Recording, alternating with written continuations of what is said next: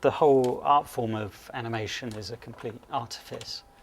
So we cheat on everything. This doesn't exist beyond these walls, you know, it's just you frame and you build exactly what you need and nothing else. We don't overshoot, because you've only got 30 seconds to, in this case, fit in an awful lot of information.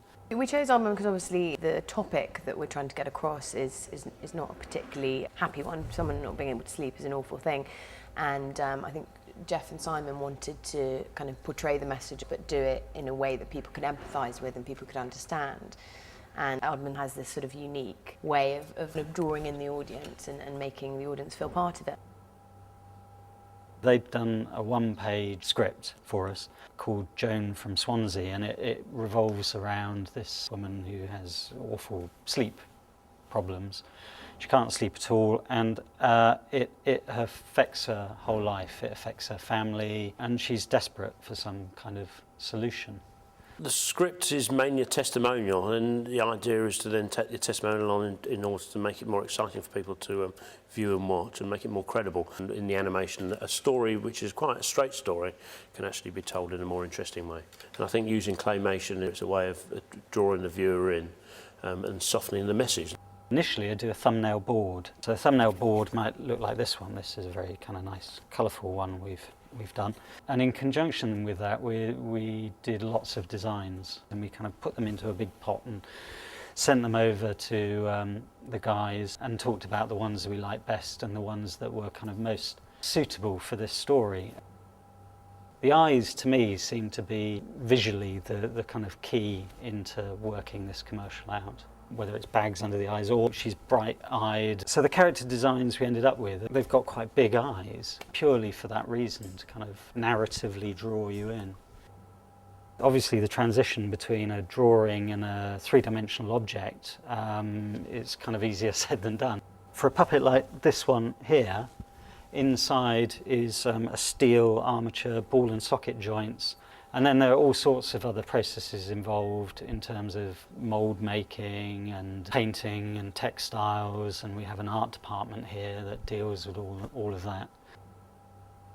When we start shooting, we practice the performance. So Dave, who has done the lion's share of the animation, we sit down together and we effectively act out each scene as best we can. So I tried Nytol and I woke up feeling refreshed. Oh, clearly our body shapes differ greatly, but it gives us a kind of lead in to how the performance should be. And we drag in anybody we can find, actually. Tablets?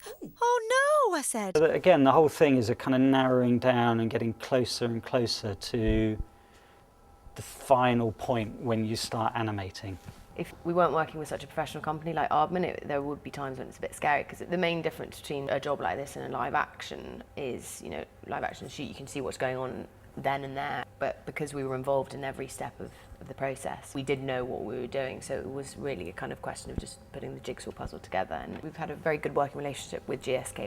They obviously know their client really well, which is terrific from our point of view, and they made everything sort of very, very straightforward without kind of crushing creativity on any level. We've had some really tricky shots to do. I mean, the shot where Joan jumps out of bed and then onto the sofa was a devilishly difficult shot to do, and the mirror shot was tricky in that we couldn't get the reflection and everything else all in one shot, so we had to fake the angle of the mirror and then post in the reflection back into the real shaped mirror.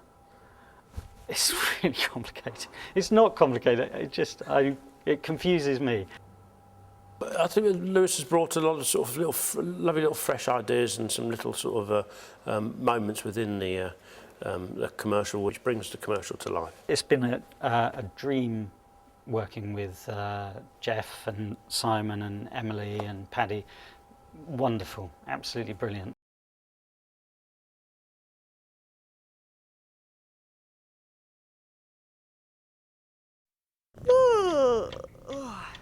Oh, do you know, I sometimes had terrible trouble sleeping. I mean, what are you supposed to do with yourself at 3 in the morning? And then my friend told me about Nytol. Tablets? Oh no, I said. Look, she said, give them a try. They work a treat for me. They just help you drift off into a natural sleep.